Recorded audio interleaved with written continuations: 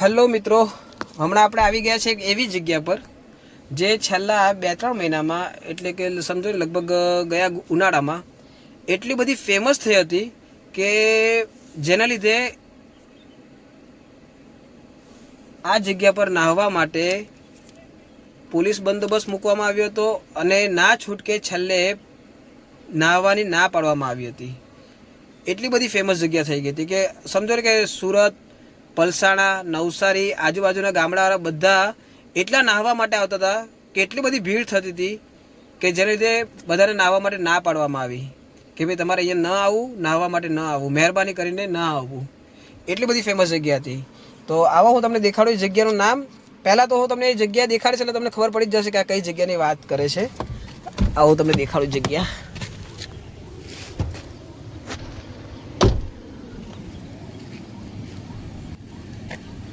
જુઓ, હા, હું જે જગ્યાની વાત કરું છું એ આ તમને બધાને ખબર પડી જ ગઈ હશે. આ છે આપણું મલેકપુરની નદી, મીંઢોળા નદી, એની પર જે કોઝવે બનાવવામાં આવેલો છે.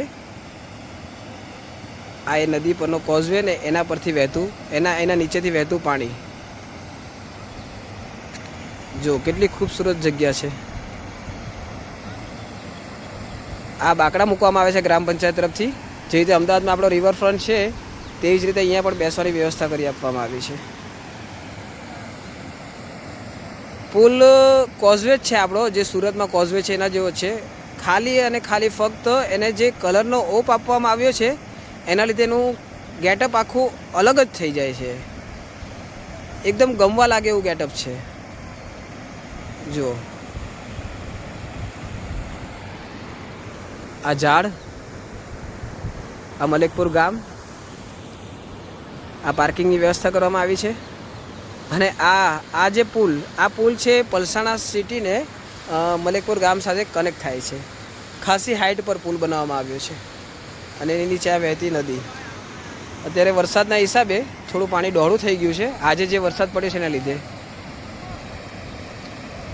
ઉનાળામાં એકદમ મસ્ત ચોખ્ખું પાણી હતું, કેમ કે શું છે કે ત્યારે ઉપરથી પાણી, વરસાદનું કંઈ ડહોળોપણું હોય નહીં, એ જે વહેતું પાણી હોય એકદમ મસ્ત ચોખ્ખું પાણી હતું. જો બધા નાહવાની મજા લઈ રહ્યા છે.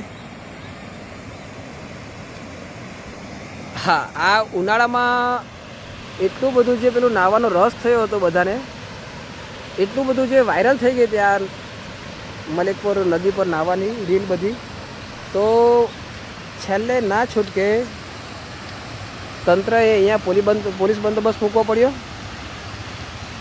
અને નાહવાની ના પાડવામાં આવી. જો અત્યારે બધા નાહવાની મજા લઈ રહ્યા છે. અને આ જળકુંભી પણ ઉપરથી તણાઈને આવે છે. જો જે રીતે આપણે તાપી નદી પર આવે છે ને એવી જ રીતે અહીંયા પણ જળકુંભી પર આવે છે. જો, અને બધા માણસો એની નાહવાની મજા લઈ રહ્યા છે.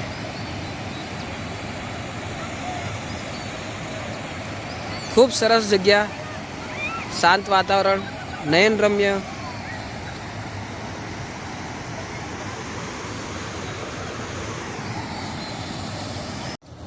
હા જુઓ મિત્રો, અહીંથી આ ઢાળ છે નીચે નદીમાં ઉતરવા માટેનો. પગથિયા પણ બનાવેલા છે અને સ્લોપ પણ બનાવેલો છે. મારા ખ્યાલથી લગભગ ચોમાસામાં પાણી આવતું હશે ત્યારે અહીંયા ઉપર સુધી આવી જતું હશે. ખડખડ વહેતું પાણી, એનો અવાજ જ આમ મજા આવી જાય એવો અવાજ છે.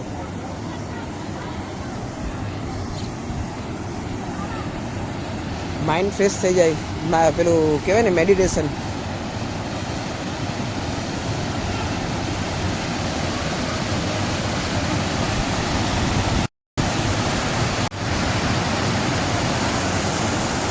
જે બધા નાહવાની મજા લઈ રહ્યા છે.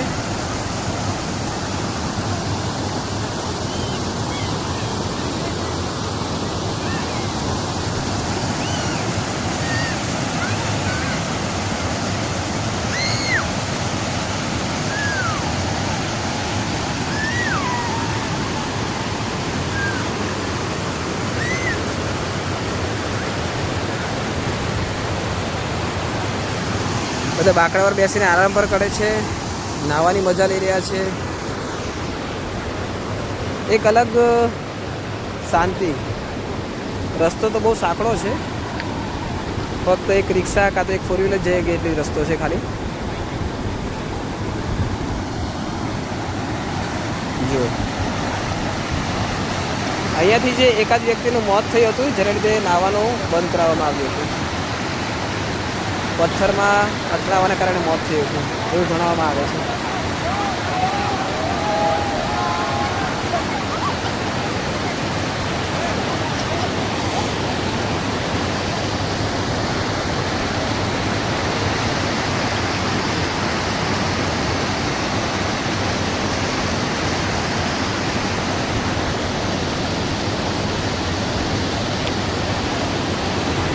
જો આ બધા નાહવાની મજા લે છે.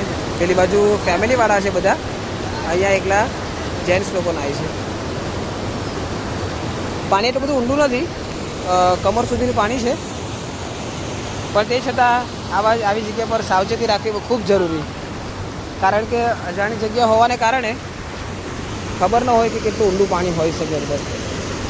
એને લીધે અકસ્માત થવાની શક્યતા વધી જાય છે. જો આ મસ્તી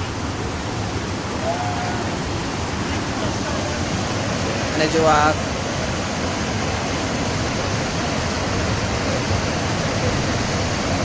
એકદમ શાંત રમ્ય વાતાવરણ.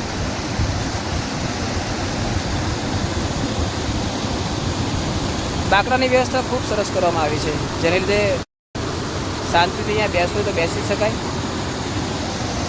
અને નજારાનો આનંદ લઈ શકાય.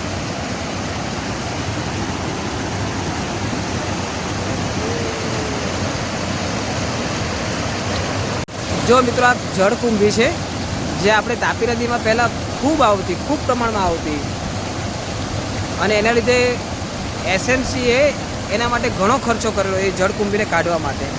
એટલે એવું નથી કે ખાલી સુરતમાં જે જળકુંભી આવે છે, આ પલસાણાની જે નદી છે એમાં પણ જળકુંભી ઉપરથી તણાઈને આવે છે. અહીંયા તો શું છે કે ભાઈ નાની નદી છે એટલે જતી રહે છે, એટલે બહુ હેરાન નથી કરતી. સુરતમાં તો અતિશયની જળકુંભી આવી ગઈ હતી, જેને લીધે તેને સ્પેશિયલ સુરત સરકારે એસએમસીએ ઘણો બધો ખર્ચો કરવો પડ્યો હતો. પાણી જુઓ મિત્રો, કેટલું સરસ પાણી, ખૂબ સરસ પાણી.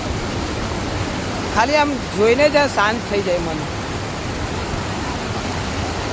પેલું દેશી ભાષામાં કહેવાય ને કે જોઈને અંતરા ટાઢક પડી ગઈ એવું છે. હા, નાવામાં ધ્યાન રાખવું પડે. આ બાજુની સાઈડ ઉપર પથ્થર વધારે છે, પથ્થરમાંથી સ્લીપ થઈ જવાને કારણે અકસ્માત થઈ શકે એટલા માટે. હા, તમારે નાહવું હોય તો તમે આ બાજુ નાહી શકો છો. કમર સુધીનું બધું પાણી છે. આ ઢાળ છે જ્યાંથી આપણે આવ્યા, અને આ કોટ જે પાડો કહેવાય તે બનાવવામાં આવ્યો છે. ગામમાં એક વસ્તુ જોવામાં આવી કે બધી જગ્યા પર ગેરુ કલરનો ઉપયોગ થયો છે. ફૂટપાથ હોય, બાકડા હોય, રેલિંગ હોય, બધી જગ્યા પર મોસ્ટ ઓફ ગેરુ કલરનો ઉપયોગ કરવામાં આવ્યો છે. ગામના એન્ટ્રન્સથી લઈને ગામના છેવાડા સુધી બધી જગ્યા પર ગેરુ કલરનો ઉપયોગ કરવામાં વધારે પડતો આવ્યો છે. અને આ લાઇટના થાંભલા પર જે ભારતના ત્રિરંગાના ઝંડાની નિશાની કરી છે. લીલોતરી ખૂબ સરસ મજાની જગ્યા. ગામડું એ સિટી. ગામડામાં આવો એટલે એક જાતની પરમ શાંતિનો અનુભવ થવા લાગે. ગામમાં રહેવાનું એટલું સરસ છે કે બધી જ સગવડતા તમને મળી રહે છે, જેમ કે આરસીસી રોડ, રસ્તા, સ્ટ્રીટ લાઇટ, બધી જ વ્યવસ્થા છે. હા મિત્રો, આજે સવારે જે વરસાદ પડ્યો ને એના લીધે આજે બપોર પછી એકદમ ઉકળાટ વધી ગયો છે, જેને લીધે પસીનો થવા લાગે એટલો ઉકળાટ છે. એમાં પણ થોડું ઘણું ચાલ્યા એટલે થોડો થઈ જાય. બાકી ખૂબ સરસ જગ્યા, નયન રમ્ય જગ્યા. ઓકે, મળીએ આગળના વ્લોગમાં. લાઈક કરજો, સબસ્ક્રાઈબ કરજો, ફોલો કરજો. આપના સાથની જરૂર છે. Thank you.